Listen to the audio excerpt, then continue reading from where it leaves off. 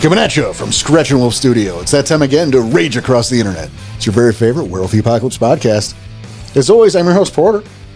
Across from me, the secret king of Texas, Mr. Daniel Yeehaw Tyson. Hey, everybody. And joining me, two people who've never even heard of Texas, much less set foot there. Em and CJ. We got the Dream Chasers. How we doing, everybody? Good. How are you? Pretty good. Having ourselves a hootenanny. Hootendanny?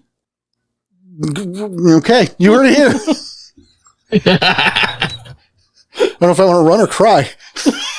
Thanks for the backup. Appreciate it. Anytime. Yes, and. Yes. Got it. Part 2! Oh, my God. Part 2. Yeah, we have returned with Junk Drawer, let's call it 6. Part 2. Junk drawer, let's call it 6, just like Leonard. And part 2. Let's call it 6, part 2. How about that? Yeah, that's what I said. Yeah. Thanks for listening to the podcast. We agreed on that. Yeah, so almost as if it happened like 5 minutes ago and not 2 weeks ago. We had decided we just had too many once again, we just decided we had too many questions for one episode. And so, sweet, we get to double dip. And here we are to finish off these questions. Not yet, though. No, we got some business. Well, we always do. Business. You would think, Mm-hmm. right, that after 4 years, now. we would just have recorded this and hit a button. Nah. Someday. I mean, we did it with the intro, but like, we barely ever use it anymore now. That's true. You just like saying it. And I said it for years. Yes. I think there's a weird gap when we don't. I don't know how often, but it's not the point. Right. The point is, if this is your first show, weird choice to go with a part 2. But all right.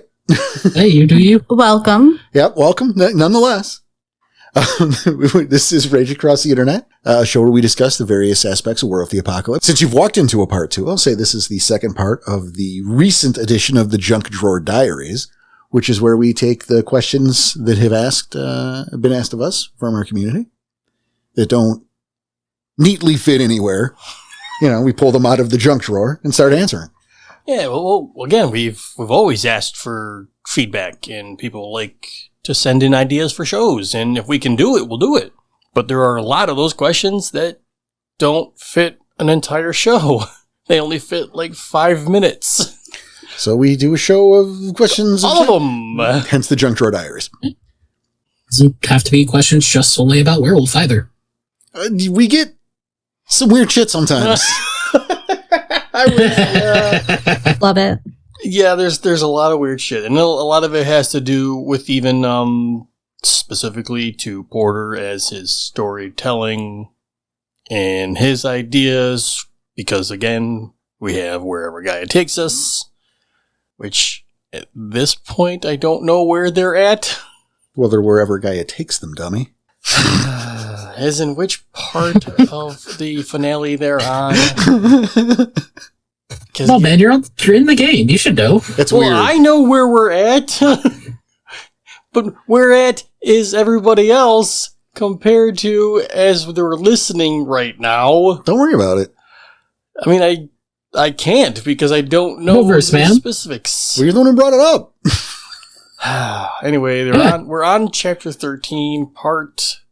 You don't know something else, but yeah. I hope it's the after show. The after. Wow. I hope it's the after show, just to spite you there. Well. I guess you'll have that power, won't you? Do I?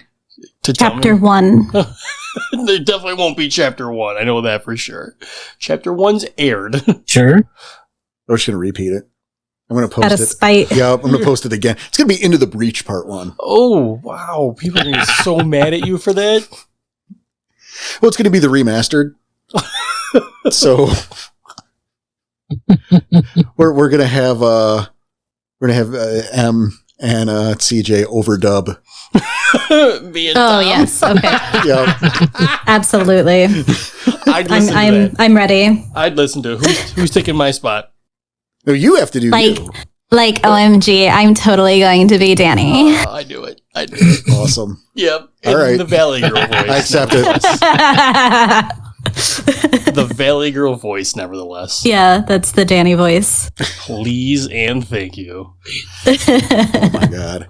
And you're welcome, all y'all out there. It's just a preview of the nonsense that you're in store for the next rest of this show. Yeah. Yeah, just this one. Right? Only this one. Yeah. That ain't gonna happen. Yeah, I cut Porter, that what was this question. business you were talking about? This business, thank you, M, for help. Thank you for that.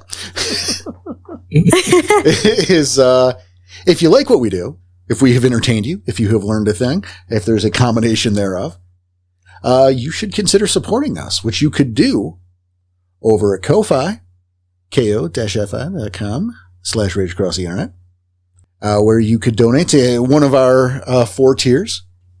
Each tier obviously has a little something we give in return, a little way of saying thank you. We think they're mostly pretty worth I mean, it. they're fun rewards, and we enjoy hanging out and doing the things for you guys. I mean, we have the movie nights. That's true. We actually One of them includes an extra episode. That's true. That's not the next one, but that is We- one of the next ones. We are about to unveil our supernova tier, which Danny will come to your house and wash your feet. Whoa. How do you feel about that? Wow. Be careful if you put a price to that. That's what I think. Just keep your eye out. Keep your eyes out. Supernova tier. Gross. That's not going to happen. I mean, I guess for the right price. I mean, one of us is in charge of the Ko-Fi and one of us isn't. For the right price. However, if you are not in a position to help us financially, we totally understand. You know, we have a great deal of respect for the time and money just in general, Yes. you know, so we totally get it. However, if you do still want to help, there are ways you can do that. Word of mouth is massive. Positive reviews, and we're talking, you know, the 5 stars, the high ranks, that helps with the algorithms to get us into more people's recommended, which again, it's a big deal. It helps, you know, tell people about the show, tell them what you like about the show, spread the word. Also, and it's weird we didn't mention this last time, you can come hang out on our Discord. Yeah, we're always there. Or at least We're often there. we're often there, and we built an awesome community. Like, you know, it's a little place we kind of built, and we enjoy everybody there. I mean, come hang out with us. Come hang out with the Dream Chasers. We're all friends. You know, there's camaraderie there. Constant discussions. It's not always werewolf, you know, the occasional meme and GIF wars. That's always a funny and good time. Yeah, we like to screw around. We like to have a good time. Yeah. That's also where we do the movie nights for Ko-Fi rewards. That's also where we do the game team. You know, Or you stuff can like ask that. your questions for Puncture or give us your ideas for Tale of Two Wolves. That too. Thank you. Yeah, both of those things. And I mean, it's worth noting that we met both CJ and M Through Discord. through Discord. So there's a chance, probably not one, probably not though, Oh my gosh. that you could be on the air at some point. Probably not though. It Don't happens ask. twice, so I was going to say you could also meet people to play games with here, as we all share a common interest in loving werewolf. Look at these two See? being helpful in ways that I choose not to be. You're welcome. there is one important question that should be asked. Ask Being away. What's in the that? Discord. You can get to the Discord. What an amazing question. Through our website, through the forums on our website, which is Rage Across the Internet. .com. .com. .commercial. Fine. Don't type commercial. Don't do it. Yes. .com. It'll say. That's it. It's our alternate website. The Don't do com it .com. means, the .com means commercial. Right, but if you No. type in commercial, it'll take you somewhere else, maybe. Does it really? I don't know. No, and no, we're not going to try it No. either. But no I one like has time. I like how all of this is happening. And I like the suggestion that don't do it. I've got to register don'tdoit.com now. if it's not already. I want to Photoshop a picture of you eating, like, I don't know, something that's not food. And then just put like the Why? Ghostbusters thing over it. And that'll be the Oh. front page, like, don'tdoit.com. Okay. I don't know. It just Google searched it instead. It's just what's in my heart. I don't know. Jesus. It's a bunch of pictures of ridiculous things that you shouldn't do. All of me, specifically. Not all of you. Just you're going to be the front man. Okay. You're going to be the face of don'tdoit.com. RageAcrossTheInternet.com. .com. Unaffiliated with don'tdoit.com. Unaffiliated for now. For now, yes. Hold your breath on that one, folks. What are we doing? We are doing part 2 of... Junk Drawer Part 6, we're going to call it. That's right. Well, it's Junk Drawer. Let's call it part 6. Yeah, let's call it... No, I apologize. That's going to be in the title. Yeah. Let's call it part 6. Because like we're done doing Part the two. math on it. We've just decided this is part 6. Part 2. Part 2, yeah. Which is not part 7. It's the second. It's the sequel to part 6. Which is not 7. It's like 6.5. But math is difficult, so we're just... Making it up as we go? We're having our own fun, is what's happening. Fuck yeah, we are. Hopefully we're entertaining folk, and then it's just like, fuck, guys, come on. Yeah, just shut the fuck up with the questions already, You came guys. back to do this? You know what's going to be better? Well, we put this one before part 1. Oh, God, don't do that. No. No. What a nightmare. Don't put that. Don't make that a possibility. Oh, it's always a possibility. Have you met us? It's just a really bad idea. But yes, back from our little hiatus, which was only kind of a half of a hiatus, because... Half-atus? Oh. Oh. That was a weird way to put it. Thank you. Oh. Think I'm going to throw up? So yeah, we took a little break, but like it wasn't really a break because we were still fucking busy and we still had the game going and I was still editing almost every single weekend. Well, really what happened is we needed that time to convince Em to come back on the show. No, my goodness. It took that long. She was like, fucking you guys. Don't disparage me like that. But yeah, seriously. But the money ended up in her account, and And she's back and we're okay to go now. Make sure to donate to the Ko-Fi people. right, we gotta recoup. Jesus. Oh man. What kind of questions we got here today, Danny? Well, we have, I mean, largely the same kind as last time. Probably the rest of the page from 20 minutes ago. Yeah, roughly. Oh, beautiful. That's pretty accurate, too. Look at the time on it.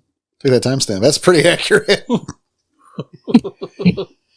All right, let's light this candle. Yeah, okay. Mr. So Danwell? we left off with Brother Mouse asking about training wheels. We got that one answered. The next set of questions comes from Mashira. What elements of W5 do you think could be incorporated into W20? Either as just inspiration or, though I doubt it, wholesale. I'm very curious to hear what my companions here have to say. I haven't really looked very far into it, so I don't really have much to say on the matter. Sounds good. I've not fully delved into W5. CJ? I mean, it's something that I've used a few times for similar questions. Is making the gauntlet harder to cross, mainly. Right or specific spot to do it. Because, the modern day. I think that's a good idea. Aside Could from be that, cool. not much. Yeah, I mean, we haven't dove into W5 nearly at all. That's not our game. It's something different. But I do know of the fact that they are pushing more of the Garu culture rather than the human culture. Well, I would say they are shying away from human culture. Yes. And I will support that. But that's kind of all I know, and I don't want to say care to know, but... Well, I will say something that I think could be very useful in terms of W5 is if you can't find like a clipboard and you need something to write on. That's a pretty thick book and a nice hardcover. Right. Yeah. Or if like your table is wobbly. All right, next question. There are a lot What of... do you want to take? All right, and then...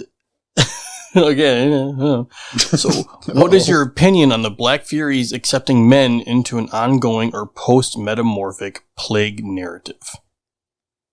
Well, I don't think, I don't support the idea. You know, the Black Furies is the Black Furies, the same way the Red Talons are the Red Talons. And to pull those restrictions away cuts at the core identity. Mm-hmm. They accept metis males.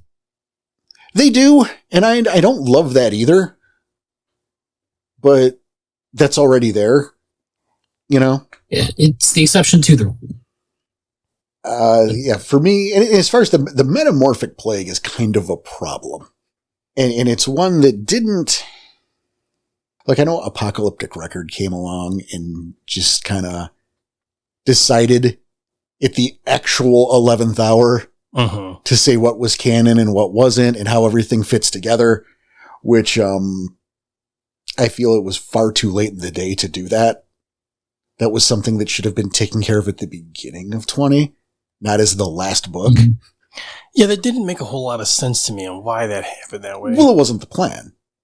But the Apocalyptic Record was kind of the primer for 5, kind of, sort of. That was the original intent, but... Yeah, but, you know, so, like, there's a whole lot of complicated there.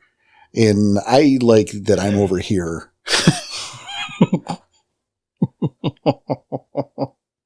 You know, I think that there was the Furies, the Talons, because you kind of can't do one without the other. I mean, you can, but you know what I'm saying. No, those are both tribes with that strict restriction. I was going to say, yeah, they each have a restriction, and it makes sense on why. It's part of their identity, and I don't think it's broke, and I'm not a fan of fixing things that aren't broke.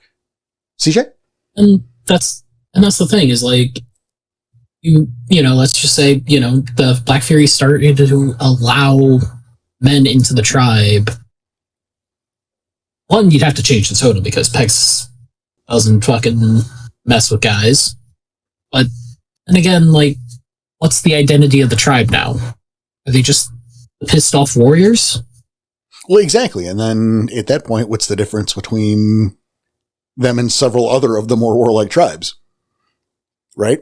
Yeah, at that point, they're kind of indistinct. I mean, they're not indistinguishable, but It gives them their uniqueness compared to the others. it does. yeah, and to do this, you're taking away the uniqueness. Absolutely. You know, you have a tribe of fucking badass warrior, you know, like warrior women fucking and like elder crones. Like you have that embraces that femininity, and that's great. Why do we need to take Sounds that like a good away? aesthetic. Right. No, you're right. It takes away the uniqueness, and it takes away the identity. It changes the identity into something else, but like that's no longer distinguishable between something else. Right. Each tribe is unique in its own individual way. All right, then. Thank you, Mashira, for those. Next is Barks. Barks. Oh my god. That's funny. Next, Barks the Litany says, could you or would you ever consider publishing a cheat sheet for your rules of combat? As combat is the single worst part of the game for me as a storyteller, and I often feel I suck at it, which can dampen the game's mood. And I mean, really, this one is just for me. I mean, no, CJ, am I considering that? You know, that's not going to work. Well, we've talked about this before, Mm-hmm. you know, is I have made a promise that Yes. that my combat system is going to be printed at somewhere else first. You know, dibs would happen, Mm-hmm. but I also have plans after the dib has expired. Mm-hmm. So you will see that. We're just waiting on. I'll say we're waiting through the red tape. That sounds fair. Yeah. That said, we have the game. Where our guy takes us, and I feel like you could parse some stuff just by paying attention to the logistics of that. Mm-hmm. Hopefully, that's the best I can do without breaking my word, and I'm not going to do that. I was going to say, yeah, there's not much else you can say without. Right. Like I'm not under contract, but I made a promise. So sorry. Happens. It will happen though. Just it's time. there. Yes. So yes is the answer. It is considering. Yeah. It'll happen just eventually. Right. The next question is, how do you feel about incorporating romance and sexuality into the game? I feel like a topic such as those are up to the individuals that are playing the game. I personally don't love it, but I've played with groups that do enjoy having like mates. But it's a very clear line between like that just being the kinfolk. You have now a kinfolk as a resource, and they also take care of your apparent, your home, I guess, or make phone calls for you occasionally. But like, there's always a red line kind of drawn in the sand with the sexuality. I'm not big on including others in those types of scenarios, especially not in like public grounds such as playing a game. Yeah, I feel this isn't werewolf dating simulator. I mean, it's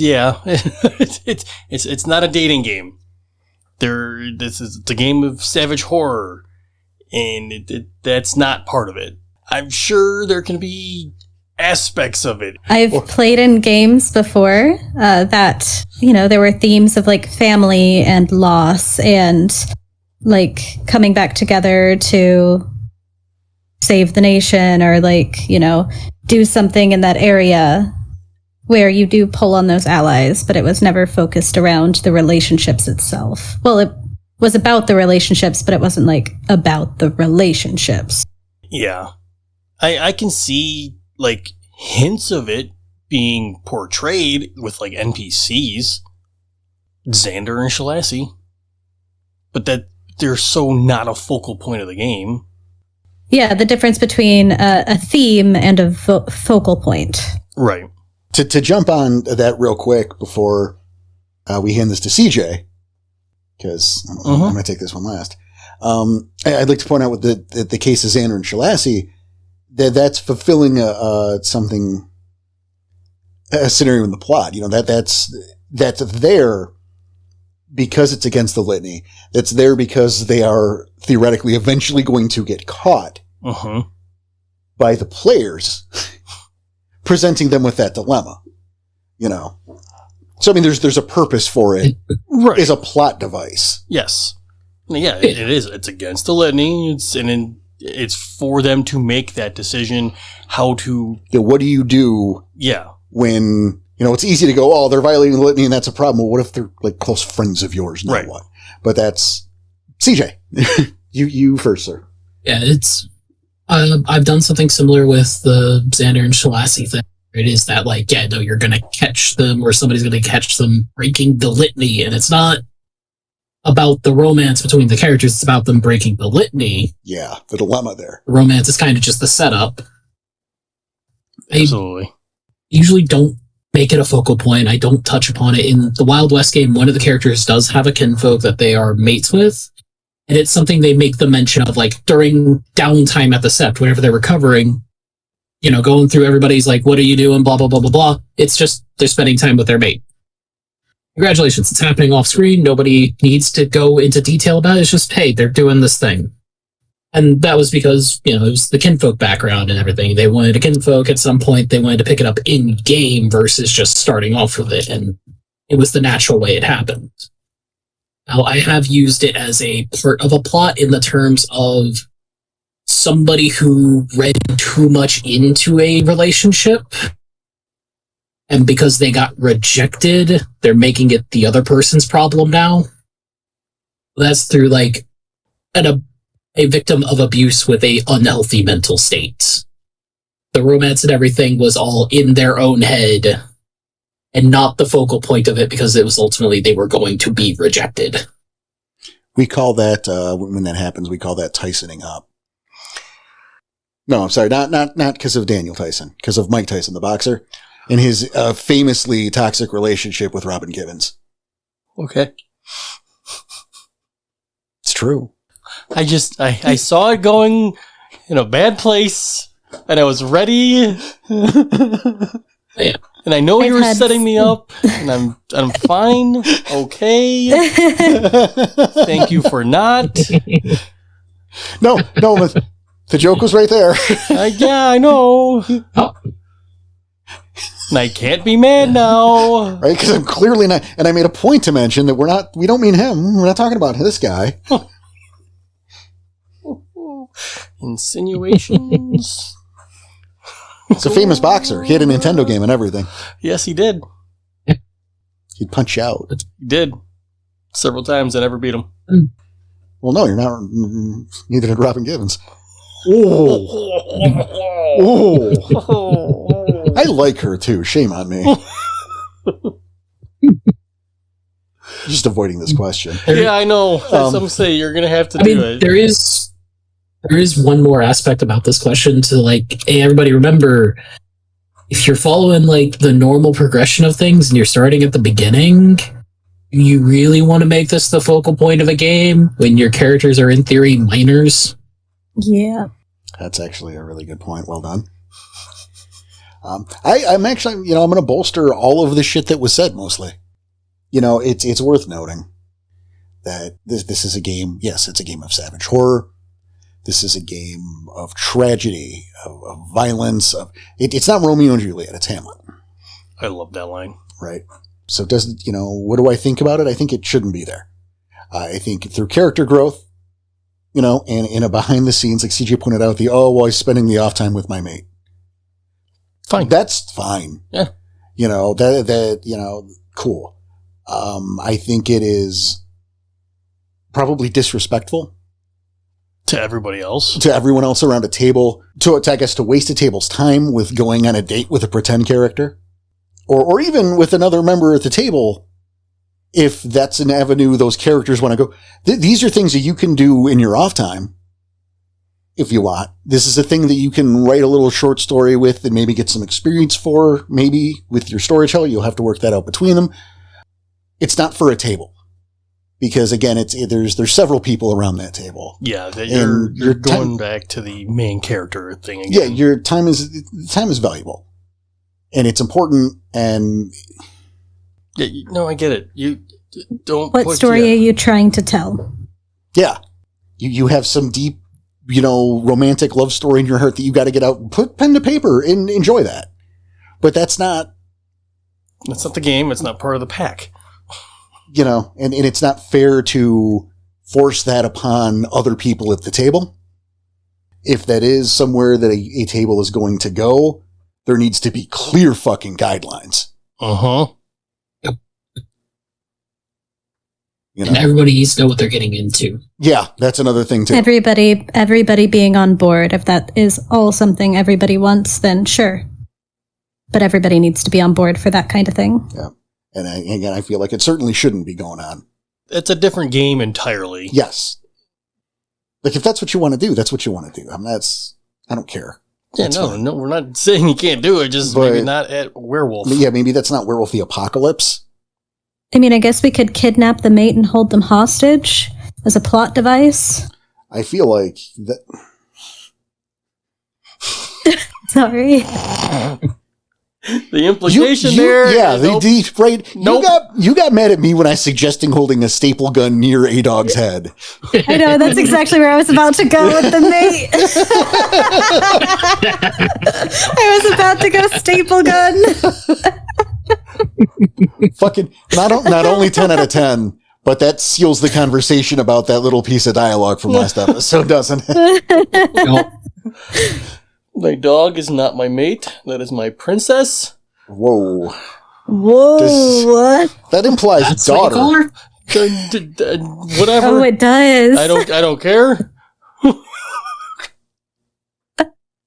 I love that dog more than life itself. I will die don't know for what the that statute of dog. limitations is, Tyson. No, nothing sexual whatsoever about this. That I will die for the dog. You know that dog's named after one of my NPCs. Yes, it is.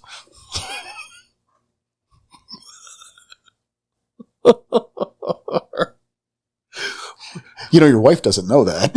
She will never, because she doesn't listen to the show either. Maybe your mom's listening to this episode. Doubtful. I think we covered that already. All right, I think it's enough for that question. What do you think? Yeah, probably. Yeah, okay, don't do it. I would advise no. There we go. Next set is from Agisandro.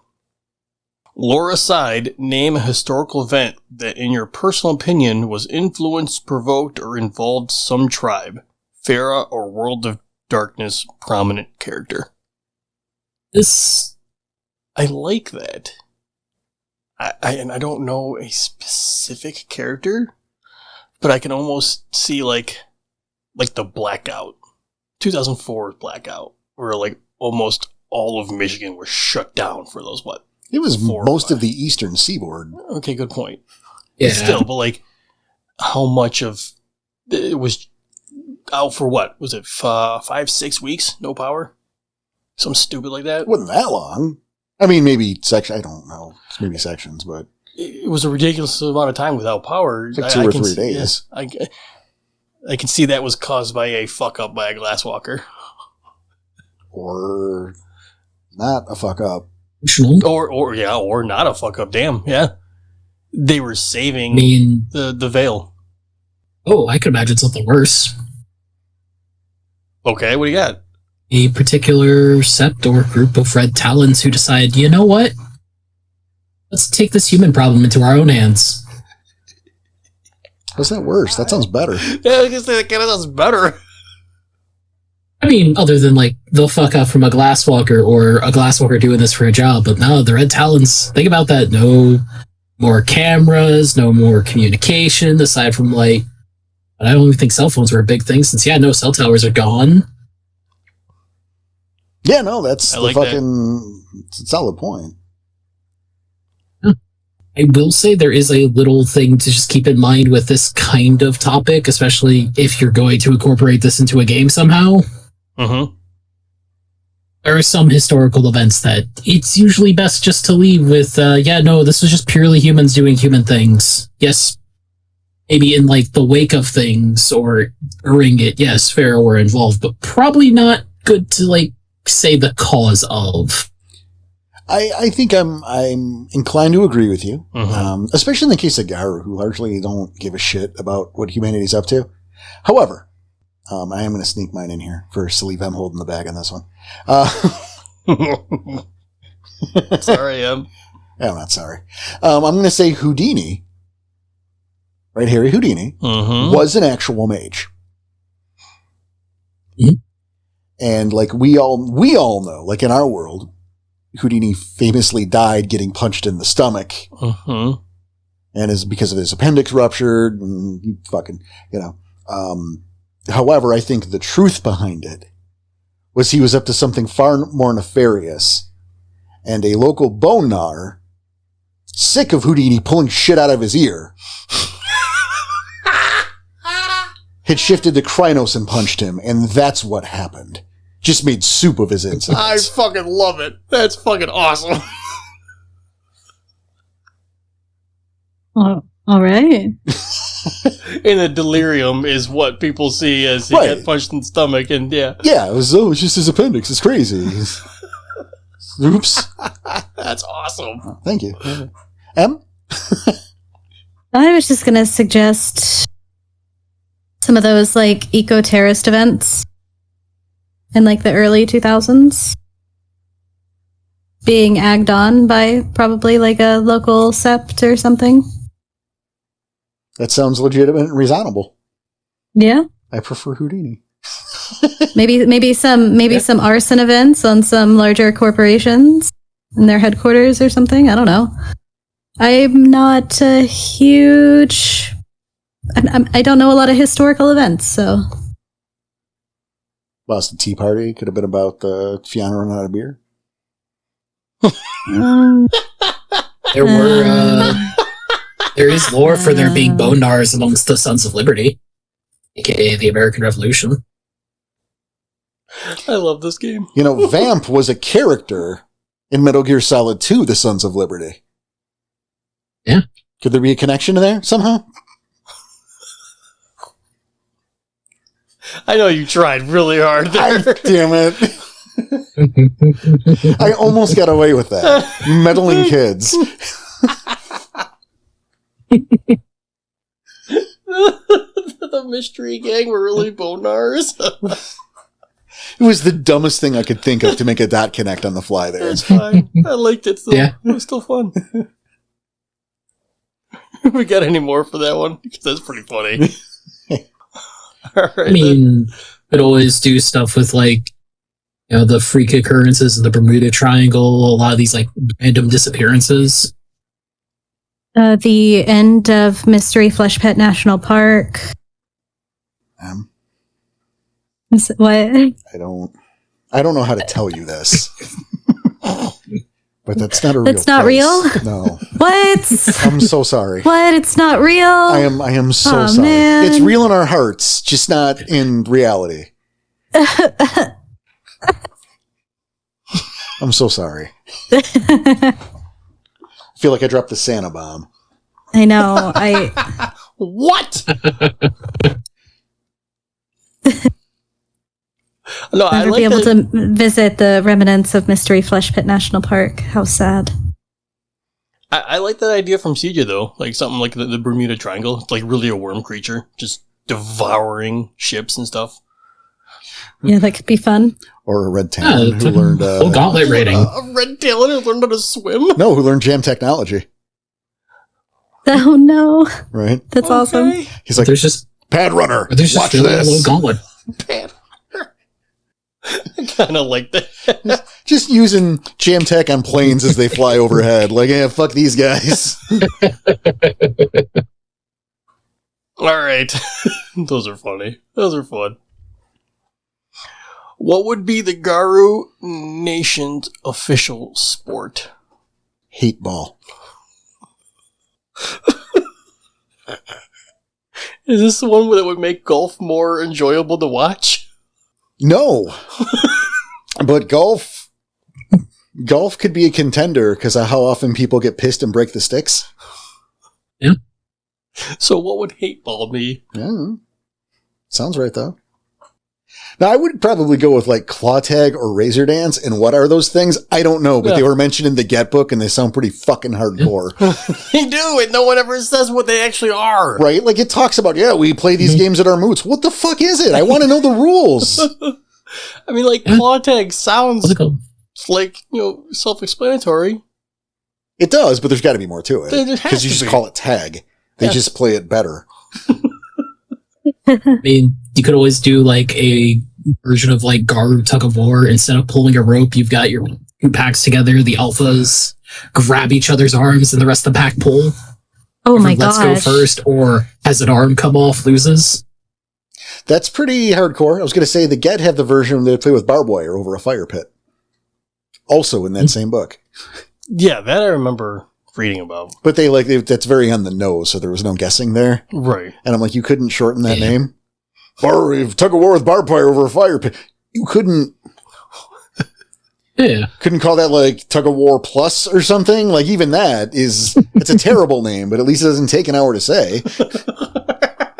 Yeah. That's like when you were a kid and someone had like, maybe not Mousetrap, but something like Hero Quest.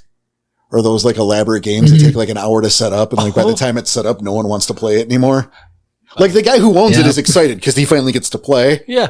but everyone's like, "Oh god!" And then we got to read the rules. Nah, Yeah, and you're still setting it up. just play Battleship, or I'm gonna go home. I don't know, one of the two. Oh, I miss Mousetrap. See, people liked setting up. People just liked setting up Mousetrap. They didn't even want to play the fucking game. No, you hit Mousetrap so you can do Yeah. the Rube Goldberg Yep. setup. And that was that's the it. whole thing. Yeah.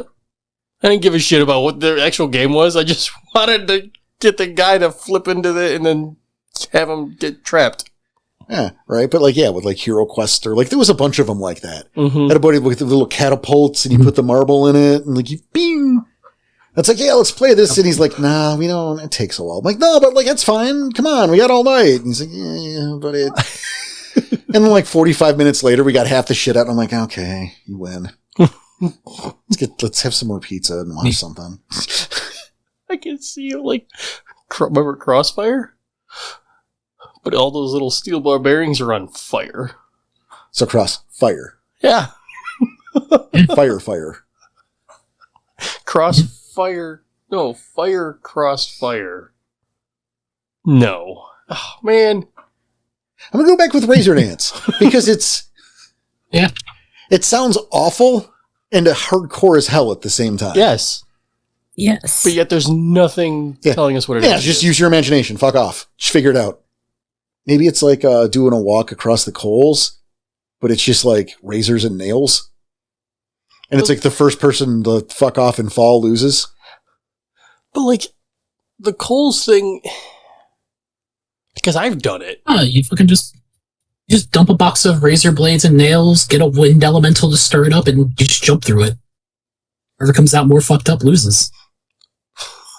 Well, see, at that Or point, right? wins. Yeah, because I feel like it's got to be a competition, right? But like a 2-man enter, 1-man leaves kind of thing, right?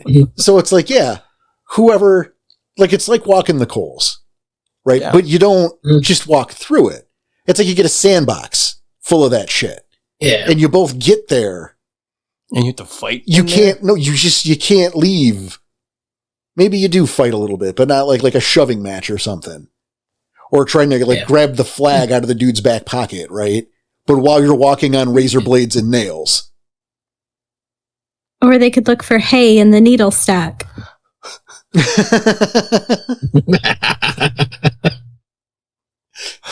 Oh my god. Here's one. How about don't bleed out? Oh, Jesus. Look for the needle in the haystack. God, that just reminds me of the Mythbusters episode on that one. Who could find it? Like, they split up in teams, and who could find it the fastest? Which team won? I don't remember. But one of them used water, one of them used fire. I was just hoping you'd be like the blue team. Because that would have provided no context whatsoever. I mean, sure, one was dressed in blue and one was dressed in red, but I don't remember which one it was. It's been a long time. Yeah, but it doesn't matter. I just remember one used water to get rid of the hay, or to separate, and one used fire. What if we're overthinking this? And?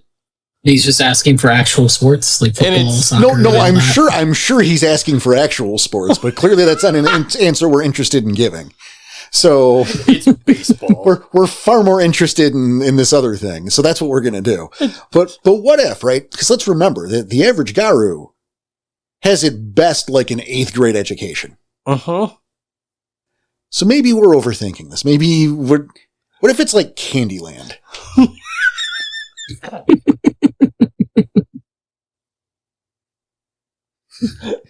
That's a board game. Yes, it is. Yeah, and? But It could be a contact sport too. right? It shoots and ladders. Well, see, but that might be too complicated. Or they do the home version and climb ladders and shoot each other. We're playing shoots. You play I don't shoots and understand ladder why you- far before 8th grade. Listen, look, Listen, look. they're Okay. playing shoots and ladders, but they don't realize that shoots and ladders was actually a board game. They just heard other people were playing it before, and like, I don't understand how humans can actually deal with this. See, you know what? just for that, they Yes. have taken Mr. Bucket to a professional level. Oh my.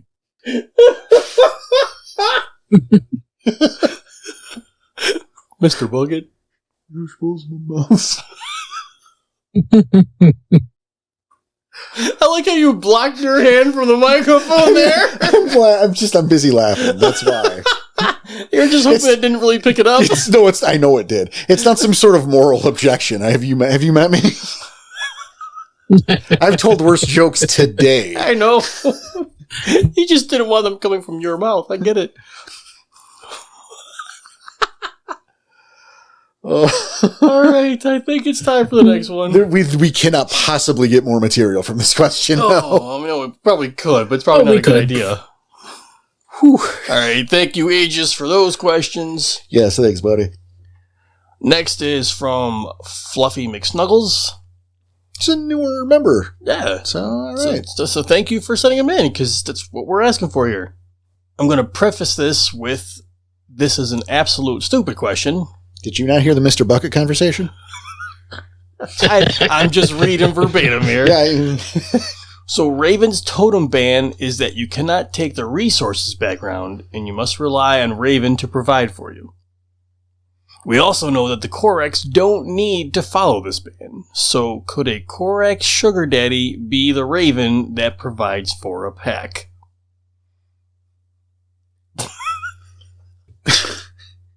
I mean, theoretically, yes, but Yeah. that's not... Like, why would that ever happen?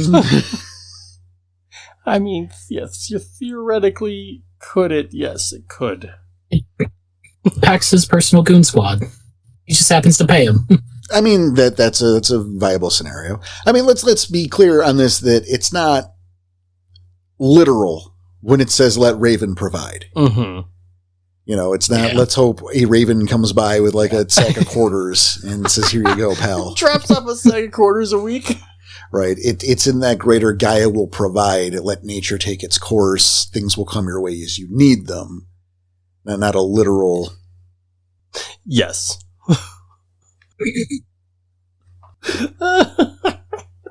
I'm cosmic money But bags. it's one of those yes, but no. It's a yes, but no answer. Korax. I'm going to go with yeah, absolutely. Korax sugar daddy. Korax sugar daddy. All right. Feathers McCashenstein. Perfect. So you can name him that. It's a gift. From us to you. Thank you. All right. So, we mentioned in the last one that Ghostpaw was dethroned. Oh, we're at that page? Oh, we're at the end. Okay. Yeah. I could say the end. That's like 15 fucking questions, isn't it? Yes. We have a new champion! I want to point out Uh-huh. that I cut like at least 15. There were a lot of not real questions. Yeah. We thank you for these questions, Buddhist Monkey. Thank you for the questions, but there were a lot of non-questions. Yes. So we've narrowed it down to 15. Our new champion and a new junk drawer corner to Buddhist Monkey. These are all from him. Number 1. What book or supplement is popular in the community and you can admit to never actually having read it? The tribal novels. I was going to say probably all of them. The tribal novels. Oh yeah, for me, it's the entirety of the tribal novels. Guys? Today I learned there were tribal novels. You were today years old? I was today years old when I learned that there were tribal novels. We're not Yes, talking and about the tribal books, right? No, not the tribe books. There's actual... A different entity outside of the tribal books? Yeah, these are paperbacks, and like each one is 2 tribes stories. Yeah. Oh my. Yeah, I have the final one, the Wendigo Black Spirals, but... Yeah, they It's did the something last similar for like all the splats to my knowledge. Like I know Vampires got clan novels. Jeez. Well, Vampire gets all the shit.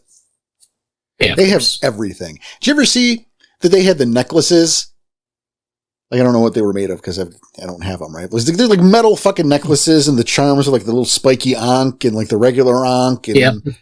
and then like for werewolf, we got these crappy plastic ones with like this string that had a plastic coating on it, like fucking M&M. Yeah. It's like they're so cheap.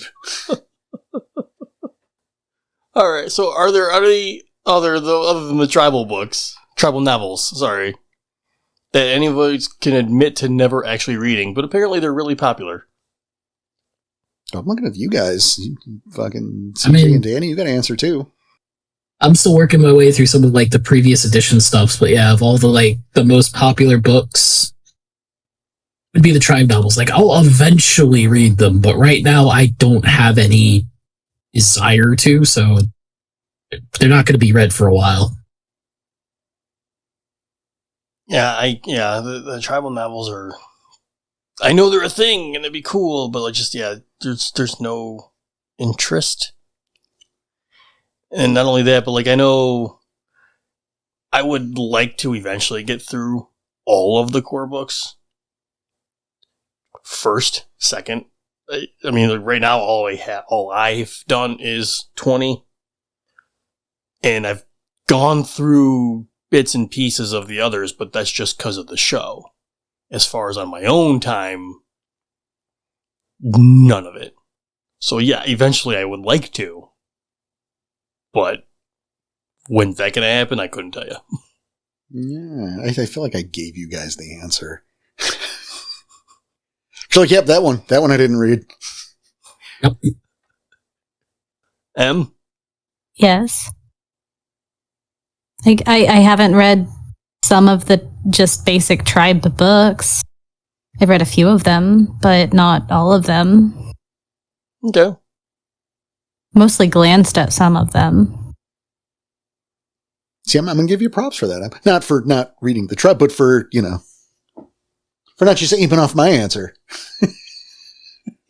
You're welcome. Thank you. I'll take both. All right, then. We'll go on to the number 2. Do you prefer the PDFs or printed versions to qualify for your collections? I like the PDFs because they're all in one place. Everything that I have the PDF for is because we needed it for research. And sometimes they're easier to read, especially some of the older ones, or some of the newer ones. The older ones, not so much. But then there are other times where I'm going through those, like for research for an episode, and I cannot stay focused. I just can't. I have such a hard time staying focused when it's PDFs. Whereas if I have the physical book, and I'll call you, Porter, and I'm like, hey, can I borrow this? Because I'm having a hard time keeping notes on this one. I have better understanding and better note-taking if I've got the book in front of me. It's true. I don't know why, it's just how it is. CJ? I like having the PDFs for like the reference because I've got them all right here where I game usually, so I could just quickly pop open the PDF and look through it. But if it's for a collection, I'd like to have the physical book, even if it is just to like sit on the shelf and look nice. I have a lot of the PDFs, and I occasionally go and I go to a half-price bookstore and look in the used RPG section, and if there's a book up over there, I sometimes snag it. But I don't really go out of my way to collect the physical books. Though I did recently get the core book printed off, and so I do have a nice, pretty colored core book. So that's exciting. That is awesome. It is pretty cool. It's a nice book. For me, and I'm kind of gonna ape CJ here, is for research purposes, I'd rather have the PDFs because I can search those and it just makes life a lot easier. But for collection purposes, it's hard copies all the way. You are a collector. I am. Like I got a decent DVD collection. There's some, obviously the werewolf books. I'm a comic guy. There's the Skulls in the Basement. Skulls in the Basement? Jesus Christ, dude. What? Fucking people collect things. What do you want? Hey, well, I'm never going in your basement. Man, it's not like I'm a dentist. The jars full of teeth and shit. I mean, that's fucked up. I see someone that has a nice skull, and we work out. We negotiate. I like that. We negotiate. I just get a staple gun and we see what happens. Oh no! Next, what, if any, other game lines do you think could cross over well with Werewolf?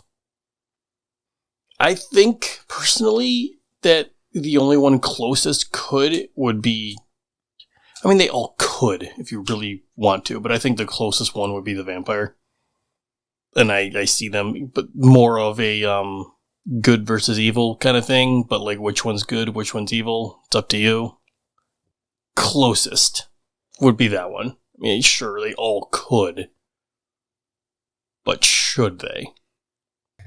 You could use any of the splats as a interesting antagonist for a story. I mean, yes, agreed. But as a story... And this is where I'm thinking, is he asking about the splats, or is he asking about game lines as in like other RPGs? Well, see, I was going to take it to other RPGs. Because at the end of the day, I mean, yeah, I think in terms of the World of Darkness, I think Hunter works best to cross over. But okay, Hunter, yeah. They all are able to cross over to different degrees of success, obviously, because they're all part of the World of Darkness. I don't love that that's true all the way, but that's fine. I'm not super well versed in other games, especially outside of the World of Darkness. But White Wolf did a Street Fighter RPG back in the day. Oh, shit. Yeah. It was not connected to the World of Darkness, but that might be fun. Like fucking Ryu versus Go-Go Fangs first. Holy God. Fuck yeah, that'd be awesome. Like, I don't know the context of that, but I kind of don't care at that point. Also, I wouldn't mind to see like the Rabies and Chains pack fight a dragon. So maybe we could put him over in D&D. That might be cool.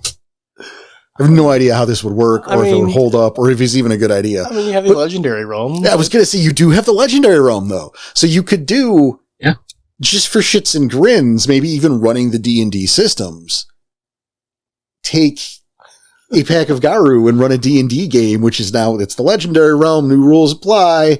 That could be fun for a bit, maybe. I mean, or you could always do the meta answer and have a pack play D&D in-game. You could. That's funny. I like that. Ken and Ryu versus the Rabies and Chains. That's not much of a fight, I don't think. They're way outnumbered. Or how about they could play like Lycanthrope? Mm-hmm. That's extra, right? You're going meta on meta here. Yeah. And there's a werewolf. Hit him with holy water. Laugh in his face. Werewolves are afraid of laughter. Fuck it. There you go. Mm-hmm. Ha ha ha, are you scared now? Ha ha ha. Which is weird, because you can't spell slaughter without laughter. Point.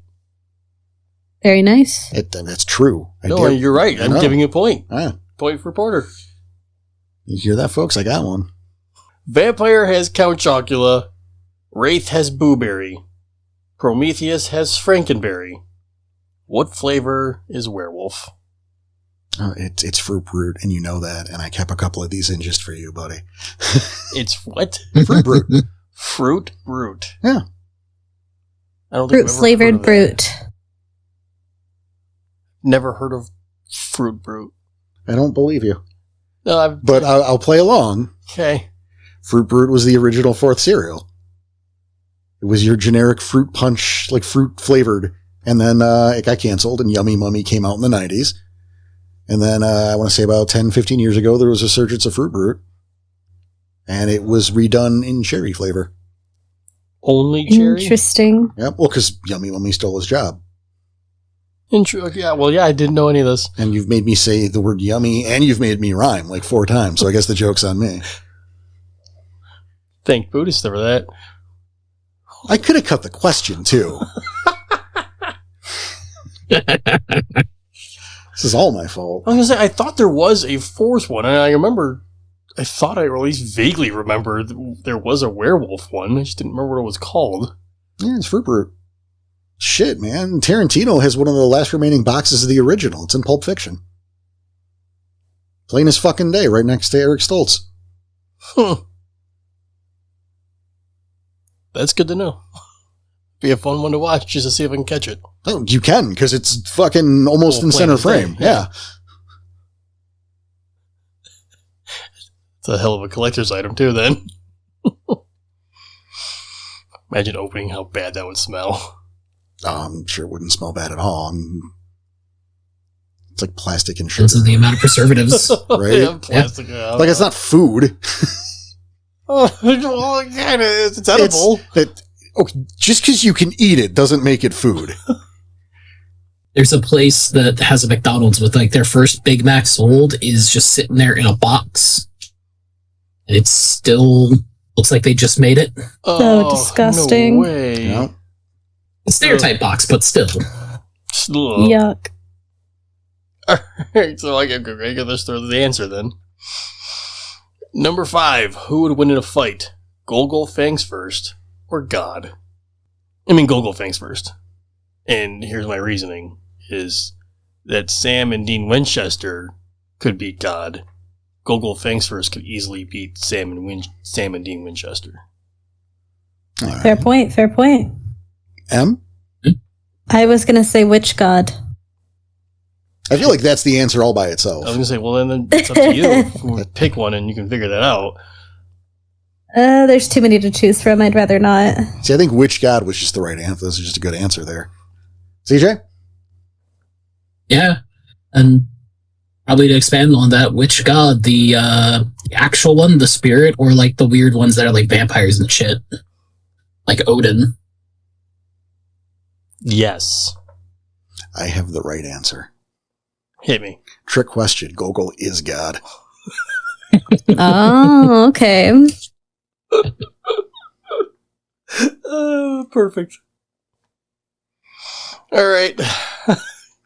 Which merits and flaws, in all of your opinions, are really not helpful or a detriment to the game experience itself? Where to start? Yeah, there's a lot. And I guess... Blind? Mute? Really? See, I disagree with that one. Well, when we're not playing at a table in front of other people, something like that can be a real detriment. With most games being online nowadays. Okay, fine. That makes more sense. With that caveat, I will agree, except for the mute, because at that point you can just as easily type into a chat rather than speaking your character's dialogue. There. Yeah. It's kind of a detriment, though. Like, it's not worth the extra effort there. I mean, it's a lot of extra effort, but it might be worth it. Well, I mean, I can speak, for years we had Sage Windover Mountain, who was, of course, a mute character. And I mean, that was at the table. But, he could speak to describe his actions. But if he had any dialogue, he had a little pad and notepaper that he would write down any dialogue right there on it. And, he found that very fulfilling, and it made for... Yeah, that could be fun. Right. I don't think it's any different chatting into a thing. I don't think. For those purposes. Mm-hmm. Though I will say it was pretty great on the occasions when they would try to formulate a plan. And he's there and like it comes, he's got it. He's got the plan. By George, he's going to solve the mystery. And he's writing in his notebook. He's writing and writing and writing. He's on page 2 and he's writing and he gets like, he's almost done. And then someone just says exactly what he fucking was writing. And like he'd get all pissed and he wouldn't break character, right? He would and he'd break the pencil and like throw the pad down, like damn it. That's funny. It was good stuff. It happened more than once. Oh Jesus! Yeah, I can see that being fulfilling and good character growth. It's one of those things that it's a case by case basis, but overall I have I have a very short list of and merits and flaws just because of them being actively detrimental at times or just making stuff either too easy or taking the spotlight too much. Taint of Corruption for one, because now you're having to deal with a lot of the extra caveats of how are you not dead already? Yeah. Is anybody ever going to trust you? How are you not just getting the absolute worst jobs all the time in the set just to see how long it takes you to, bite the bullet? Yeah, fair. Isn't there like a silver immunity one? That was actually going to be the merit that I brought up. Silver tolerance, yeah. Yeah. That's ridiculous. Yes. And I'm going to say this. Silver tolerance is one of the things that ended up on the ban list for two reasons. One, the most recent one, talked with Porter about what was allowed for my character. It was like, he made the point of, not allowed to take silver tolerance. I was like, you know what? That's actually a really good idea just to go ahead and say that outright. Second one, I may or may not know a player. Every time he makes a character, or at least 9 out of 10 times he makes a character, he takes silver tolerance. Nah. It's one of those things where it just kind of neuters some of what the enemies are capable of, and it takes things to a little bit more of a, too far down the power trippy path. Oh, Congratulations, yeah. you are not taking ag from silver. Which I feel like is such a you can soak silver. Yeah, I feel like that's such a huge part of the game already. Why would you take it away? Well, and then, you get put Master of Fire on top of that, because of course you did, because you took silver tolerance. So you just never take egg. Chemical damage, supernatural, but again, it's cutting down. Yeah. I also want to point out there too, in the merit, it even talks about how rare and special you are. So if there's a merit that talks about how fucking special you are, maybe it doesn't belong in the game. maybe you shouldn't have it ever, because it's not all about you. Like if it's a solo game, if you're the only player, you and a storyteller, and you want to do that chosen one bullshit, fine, because you're the only one there. Even then, I don't feel like that's necessary. But there's a room for that, because you're the only. So if the spotlight's only on you, that's fine, because you're the only one playing. Right? Fine, I understand you, but if I were to run a single me and you only, and I'm just the one player, you still wouldn't let me have silver tolerance. Well, I just told you that I would, but I'd be annoyed. Oh. And it wouldn't be a character that would be integrated into anything else. Fair. That's the thing. You don't get to take that character and join the Dream Chasers. Shit ain't happening. But, I agree. The first two, Taint of Corruption and Silver Tolerance, just like CJ said, Taint of Corruption is just, there's a word for it. I believe it's French. It's bullshit.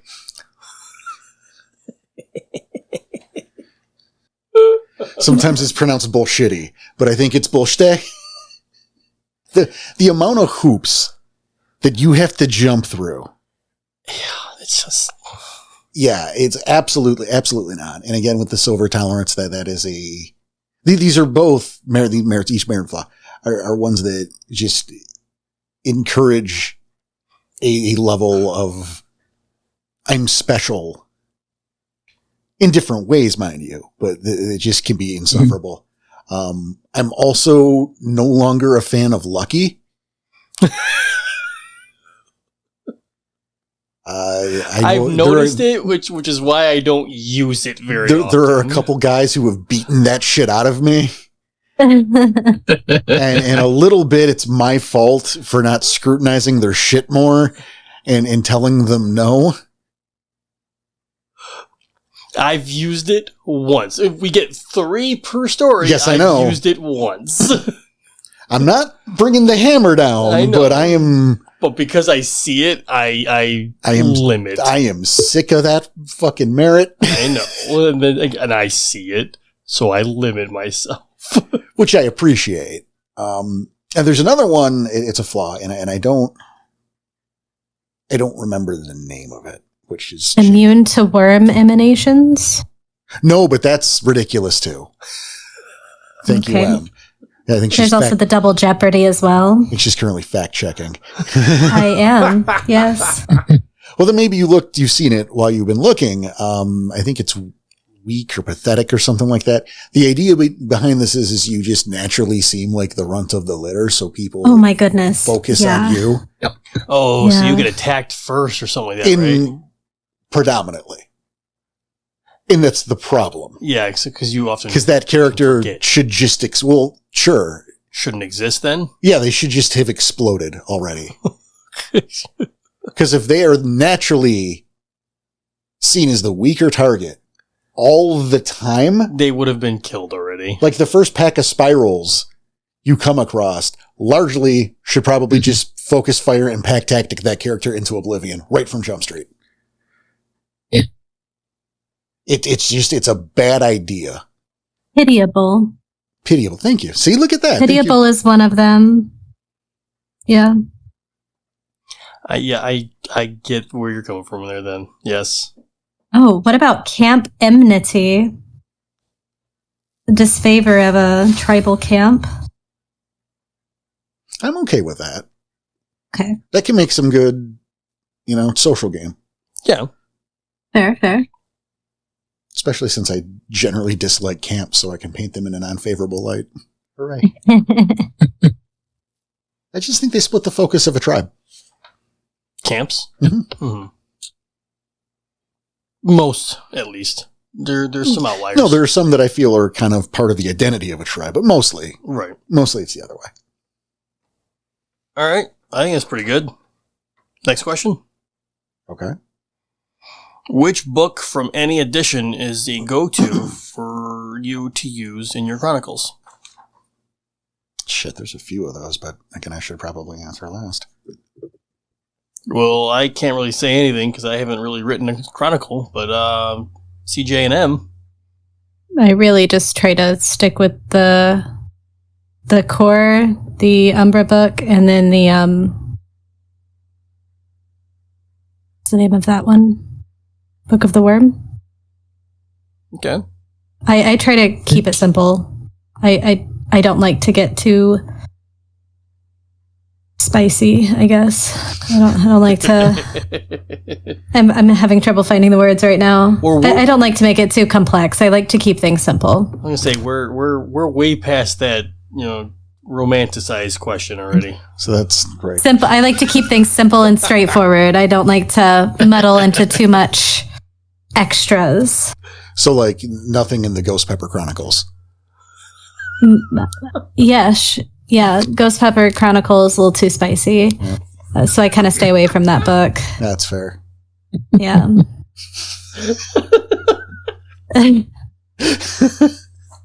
Wow. Yeah, I just kind of just stick with the three, keep it simple. Sometimes I go into a tribe book for a little extra, but that's about it. CJ. More or less about the same with the core book, Umbra, Book of the Worm. I do give my players 2 books as like required reading. One specifically if they're the Theurges, the rest just across. I give them just, hey, read the Book of the Auspice, specifically your Auspice section. If you want to read the others, go ahead. And if it's a Theurge, it's, hey, Axis Mundi, read it. Yeah. I think that's kind of like a required for a third. I think that's definitely a good idea. I also, and this is particularly true if someone's interested in fetish making, want to point them to Hammer and Clave. This is a great section there in fetish making.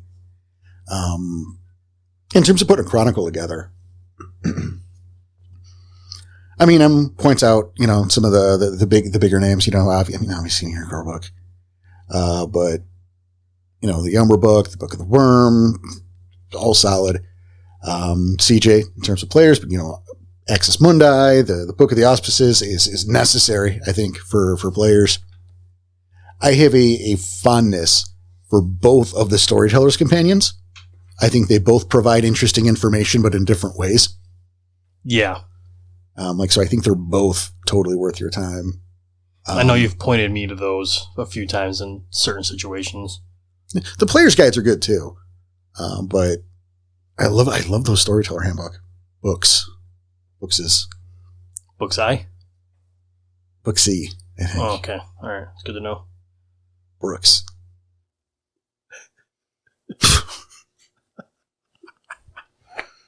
What are we doing here? Answering questions. We put on a show. Poorly.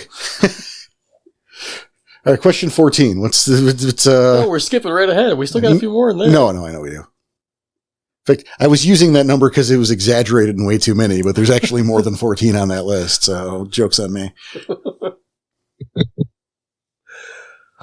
What real-life physical challenges have you used in your games? Example, I had the pack play a hand of real-life high-stakes poker for a fetish in a Wild West game. Which I think that's a cool idea. Yeah, I think that's neat. Physical challenges? We haven't done any physical challenges. Like, actual. I mean, we've done physical challenges in game, but like, if they actually play a hand of poker, that's different. Yeah, no, just you wait. I'm going to have you do the thing where you open up the mouth and you slide down the throat, grab the flag.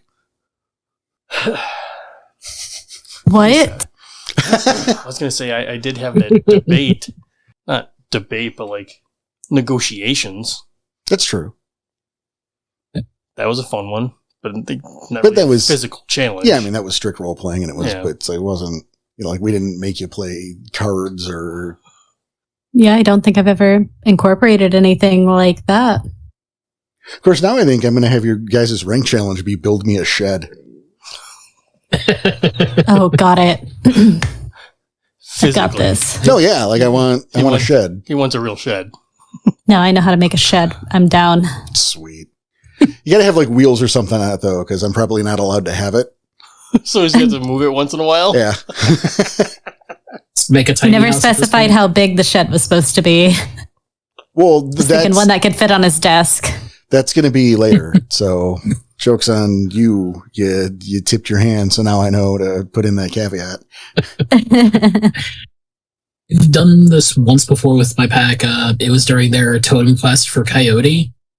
It ended up in like this weird little umbral pocket realm with a table and everything and a deck of cards, and they ended up playing a game of blackjack. We aren't around the same table actually, IRL. We're all online, so I'm just like sitting here putting out the little hands, taking pictures and sending it off to them so they know what cards they got. Neat. They didn't see was I had a second deck of cards just sitting off to the side for any time the dealer, aka Coyote, had to start drawing. And he'd always get the most convoluted 21 he could. I like that. Even if he was using cards that he shouldn't be able to use. It was one of those hints of like, hey, yeah, it's Coyote, the trickster. Of course he's going to cheat. I love that. That's funny. A couple of the cards have the hole center drilled out. I don't know. I actually use these cards. But no, he had like 5 aces in one. Perfect. Perfect. I was saying he took them from different decks. Just thinking that too, you know. Yeah, so I mean, only a couple of them had the center drilled out. See, I thought you were doing the Wild West reference. Ah, You know, okay. the little bullet hole. Yeah. There's just, It's a cool idea, and yeah, I get it with the cards. I would imagine... I can't imagine something else like that, though. Like a coin flip or something. But we do have odds or evens here, so... No, I definitely think it's a cool idea. I'd be curious to hear if any other people have something like that. Yeah, for sure. And Yeah. send in if you guys have any blueprints for a shed. Yeah, because we're going to need it for our rank challenges. Yep. All right. What is the coolest fetish to have in game? And tell everybody on air why it's the Jarl Hammer. I kept that one in, huh? Yep. That might have been an oversight. You guys want to answer that one? You got anything for it? I mean, nothing specifically off the top of my head now. I can't remember the name of it. It is it's like the cloak made of feathers. See, now we have to answer the question. 1 second. The Cloak of Feathers? I mean, the Jarl Hammer is fucking cool. Is it the coolest fetish? Well, it's what do you call them cool? Right. I like the ones that people have come up with, not specifically just what's in books. I think some of those are cool. I like those more, kind of thing. Like the idea you had with the darts. I thought that was a fucking cool idea. Yeah, it's fun to spitball. I think Tom's bow was a cool idea because the fetish wasn't the bow itself, it was the string. Again, a cool idea. Didn't you said one had like a ankle bracelet where Earth would come up? Yes. Under her foot as she tried to cross like a wide space? Mm-hmm. Cool idea. It's ultimately, in my mind, the coolest fetishes are the ones that you actually make with your players and or your ST. Yes. Because I could like pull some shit from Hammer and Clave that's just absolutely insane. Like the don't remember the exact mark of it, but it's like one of those 4-barrel rocket launcher things that you usually see on helicopters that is a cannon fetish that is a bottomless magazine. So unnecessary. Like a rank 6 Glasswalker one. But yeah. Jesus Yeah, God. so I found it. It's the feathered cloak. It is, quote, a highly difficult fetish to make, requiring thousands of differently colored feathers. Yeah, essentially you can like rise above the ground and travel horizontally at speeds, like at your running speed.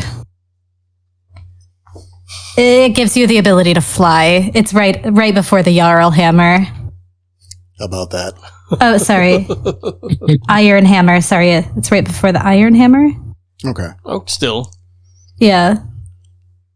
Level 4, probably not something you start with, but I always thought it was really cool because, flying, that's nice. True. I get it. Just have a howl. That's what I think is coolest. That's my Jarl Hammer right there. Feathered cloak. That's my Jarl Hammer. I will say a Fang Dagger is both attainable and deceptively brutal. Yes, I was going to... Yeah. But I'm going to give it to the Loon's Refund. Because I prefer practicality. A fetished ATM card. That fucking Superman 3 is a couple cents out of a bunch of accounts to give you free money.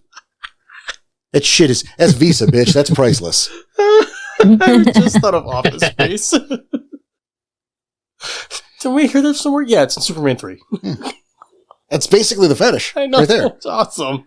And seeing as you don't have a day job because you are a Garu, boom. I'll give it to you. That's a You good don't have answer. to. Is my answer. Thank you. Well, yeah, but no, you said it. It's practicality over. Yeah, Function over form this time. I like it. But I mean, yes, he's right. The Jarl Hammer is fucking cool. It just doesn't make it the Well, also best. which one, but that's not the point. Right. There's 6, right? 5. I don't remember. Doesn't matter. Yeah. Why are players afraid to play the same auspice in a pack? I think on the lines of other role-playing games like D&D, you're always trying to branch out and try to cover every single base, and that's probably why. It's probably that same stigma of, oh, we need somebody from every single one of these, so we cover all of our bases all the time. Where I think a little bit of overlap could be fun. Why not?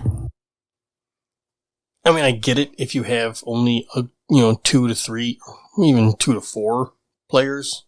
I even won't even go 4. I'll say 2 to 3. I get it if you want to stay away from the other ones, but there should be no reason why you can't have more than one after the 2 to 3 players. I mean, yeah, you want to branch off 1, and 2, it's there are more aspects to this game. So Not all Ahrans are the same. that too, yes, thank you. Yeah. And not every Philodox is going to judge the same way. Yeah. CJ? It's a little bit of that, I can definitely imagine it's a little bit of that, subconscious, you want your character to be special, so you don't necessarily want them to be the same as somebody else, but there's nothing stopping you from running a game of nothing but Theurges, Ragabashes, whatever. It's like you could run a game of all the same tribe. I like that idea you had, Porter. The Joker's Wild Pack, all Ragabash. Yeah, man, that was it's an NPC pack. I think it was fucking cool as hell. Thank you. You know, see, I don't think it's afraid. You know what I mean? I think it's largely, and I support the idea of keeping the diversity and auspices there because each has a different role and you're not stepping on anyone's toes that way. And so I think that's a large part of it. You know, like, okay, well, is the Thurge, I can talk to the spirits and play that spirit game and I can heal people because I got Mother's Touch and that's important. And if two other people are also Thurges, then you're losing out on other aspects of the game. You are. And now you have weak spots in the group. And I think so a lot of that is they want to have their own defined role. I think a lot of it is what's good for the group. I think there might be some holdover from other RPGs. Definitely. You know, where, you know, it's not unfair to equate an auspice to a class in, like, say, D&D. So it's like, well, if we have two mages, then we're in competition over magic items kind of mentality. Mm-hmm. Which isn't... Or, you know, who's going to be the cleric? Right. You know, which doesn't really, you know, but you could see where that mentality goes. Right. You know, like, yeah, I think there's room for multiples also, but, you know, yeah, I don't think it's fair. I think it's, you know, 5 auspices and you want every role of the party to be filled. Role of the party. It's in quotes there. Like a mono-auspice pack could work for like a single one-off story.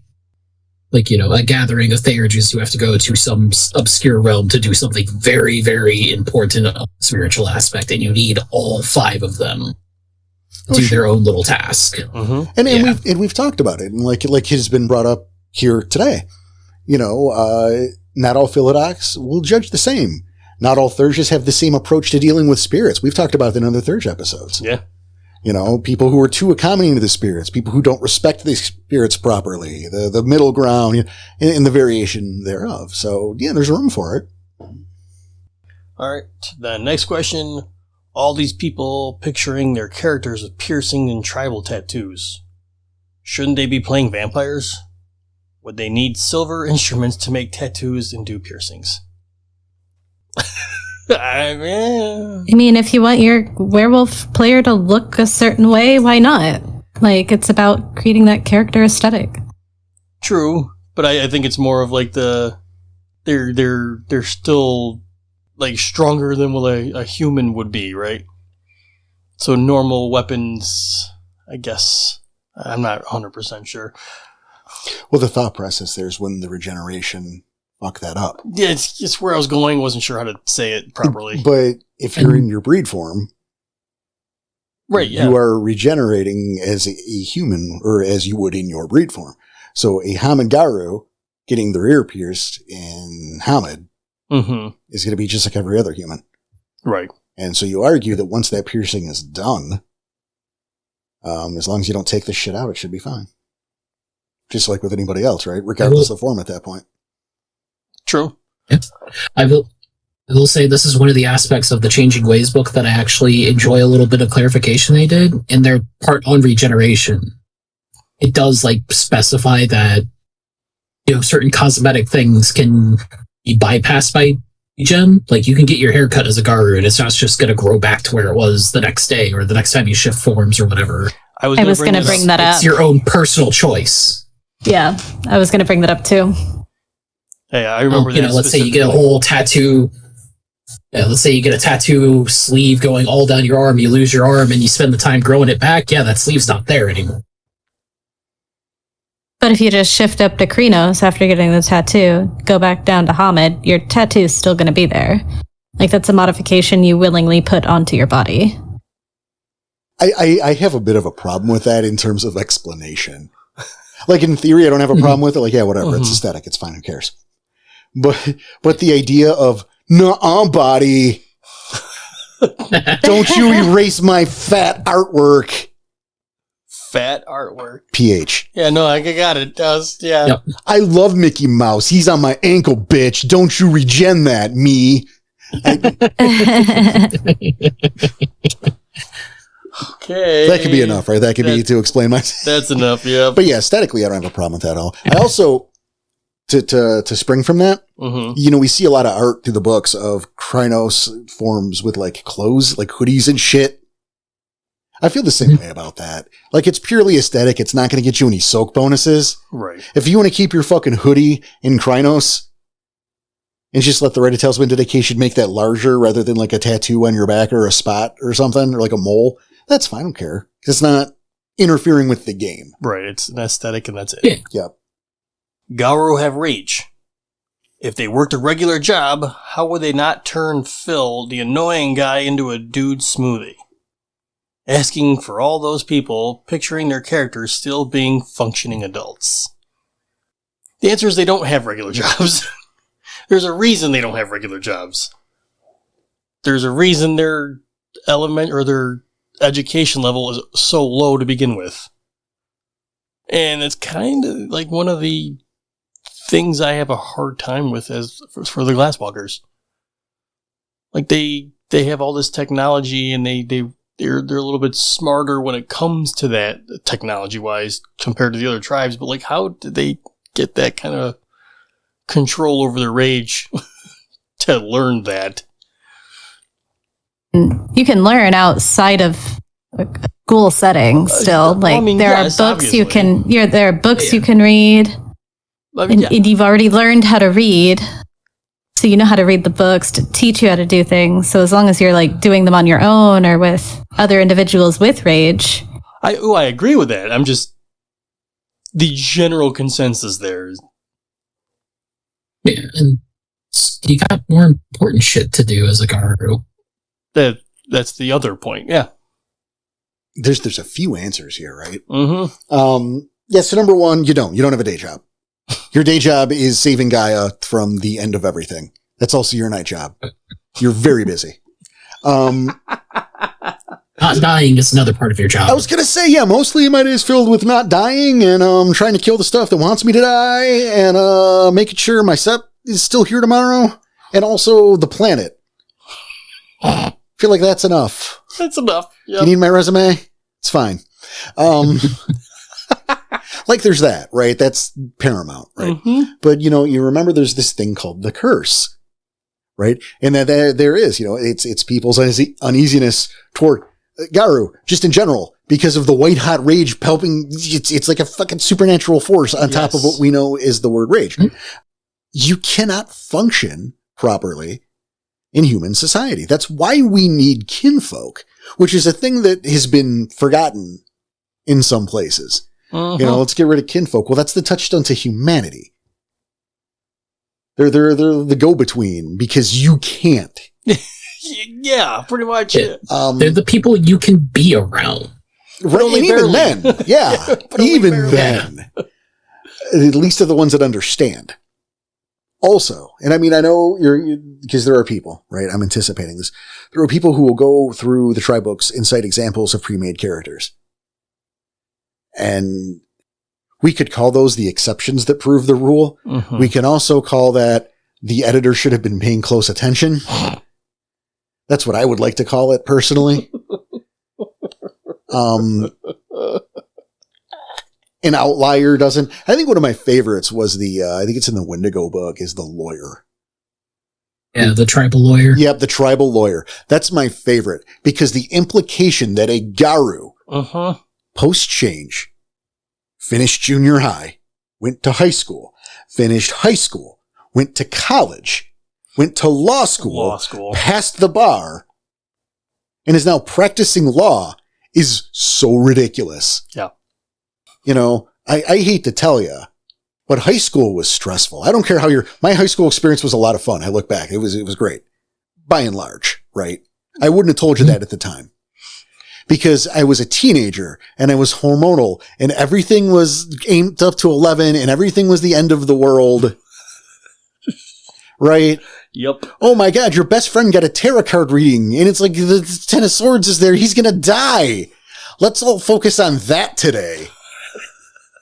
That kind of shit. Are you kidding? Those aren't real problems.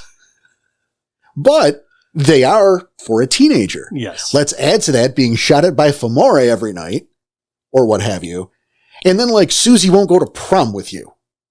Or someone like threw a carton of milk, like the little things of milk or their juice at you at lunch.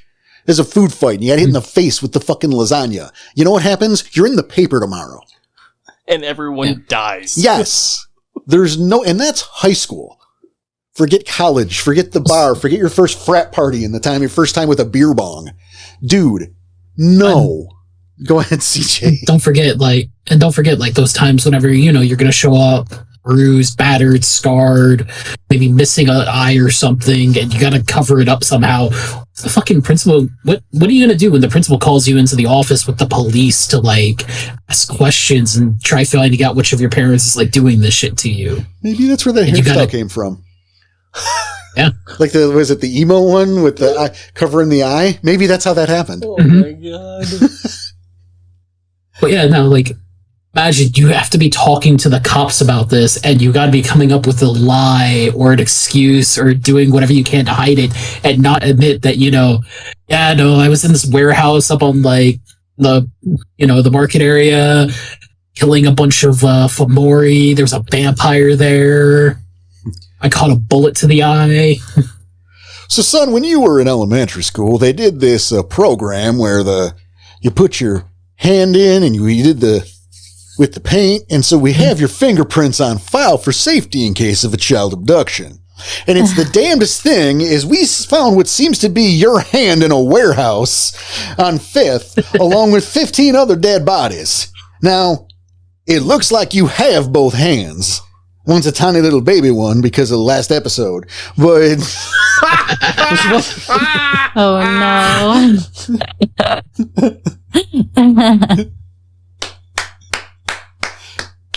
You're being investigated for a couple missing persons. Right. They just so happen to be near you when you went through your first change. Right. And all of those reasons. Mm-hmm. Now, other side of the coin, how do glasswalkers deal more with humanity? I would make an argument, and it's not in the books, but I think maybe it should be, that this might be a boon granted by Cockroach to help survivability. Mm-hmm. Additionally, drugs. Oh, yeah. Oh, okay. Absolutely. They're mostly Hamid, right? Uh-huh. So how many Valium did you take before you left the house today? Probably a lot. Because that's what you needed to... I would argue that most glasswalkers are actually drug addicts. At least the ones that hang out with humanity. Okay. Yeah. Not even in a shitty way, but because they need it. Because they need it to not freak out and murder everyone all the time. Get cut off in traffic once. Oh, fuck that. Remember the guy? Remember the guy who you cut off and he followed you and blocked the intersection and got out of his car and told you he was going to shoot you? Yes, that happened. This was like a month ago. Yeah, I changed lanes. It's the guy in his 20s. That was a glasswalker who's in your office. He was a glasswalker who didn't have his volume that day. That's right. Yeah. That's why Quaaludes are no longer in fashion. That the glasswalkers did them all. There's no more lewds. I need my Quaaludes. Yeah. Just chill. Yeah. Aha, nice. It's two things. Don't touch my Percocets. And do you have any Percocets?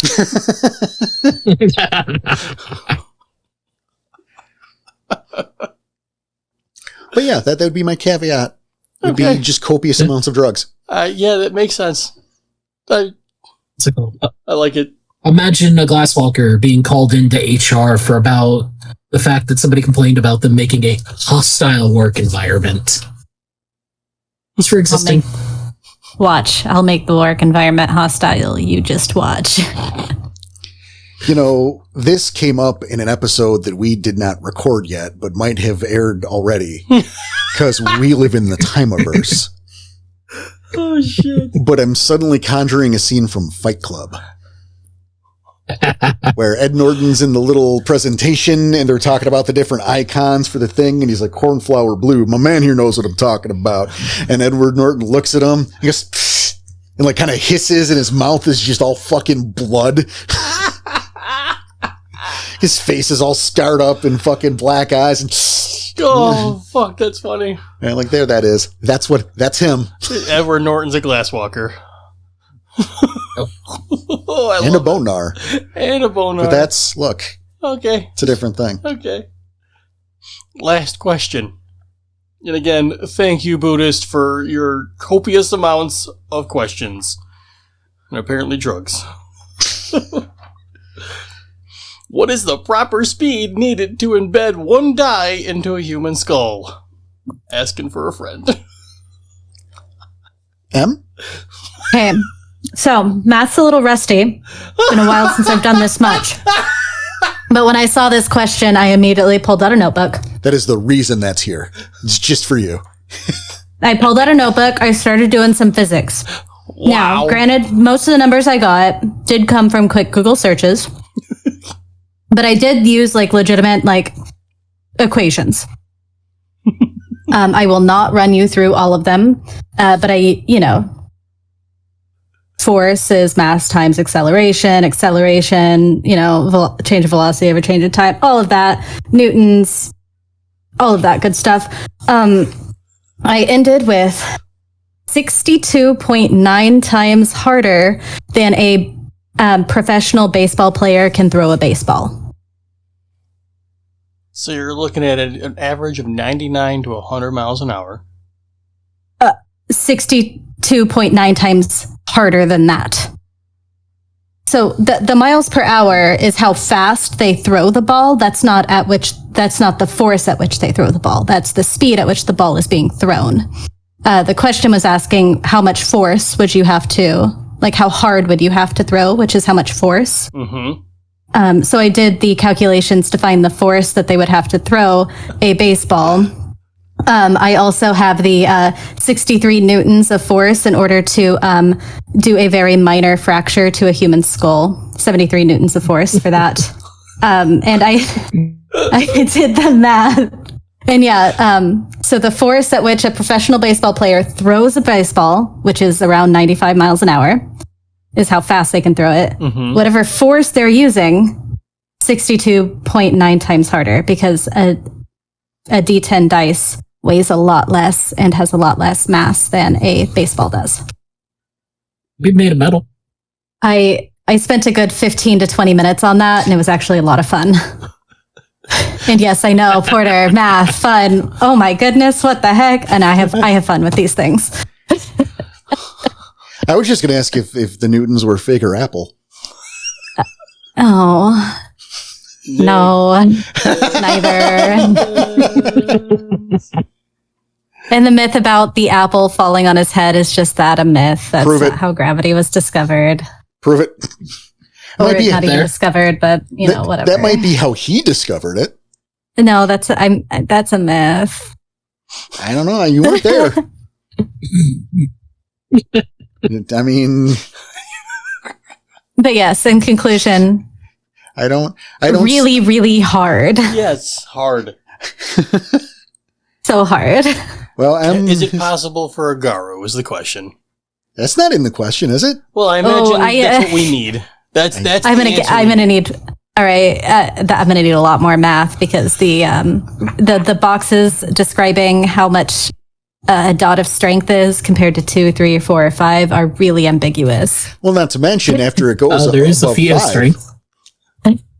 Exactly. Where is this? And What's in what going on? form are we talking? Is it lupus? Because it's not likely. No. Yeah. That's going to be difficult. Very, very difficult.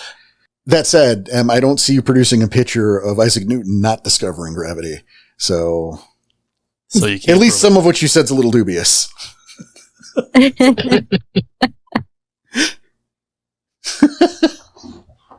And on that note, Oh boy, yeah. Another show. thank you all for your questions, for sending those in. This has been a lot of fun. It's been a nice little two-parter to get us back in the swing of things, which is extra great. Yeah, keep sending them in. We'll keep doing them. Right? And if you don't like the show, maybe stop sending them in. This is your fault. Yeah, we said it. Every time you guys send in all those questions, we'll do another episode. And maybe we'll do them sooner so we don't have to two-parter these, because this happened last time too. It did. We're like, oh no, we got enough. No, we got enough for like 3 shows, asshole. Fucking let's. Yikes. Anyway, M and CJ, great to have you here as always. Nice to be Always here. fun. Yeah, we'll see you both soon. Big shock. In fact, you guys can hear them next week for Whatever Gaia Takes Us, wherever Gaia takes us, not Whatever Gaia Takes Us. Maybe that's the next Chronicles name. Oh, no. However, after that. I was going to say how Gaia takes us. Why Gaia yeah, takes why us? ever. It's crazy. That's the real W5.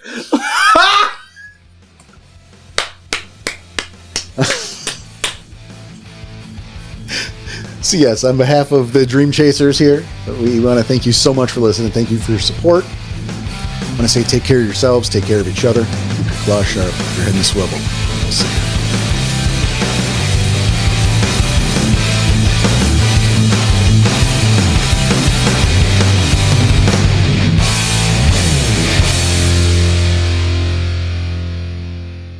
Ha ha ha, are you scared now? Ha ha ha. Which is weird because you can't spell slaughter without laughter.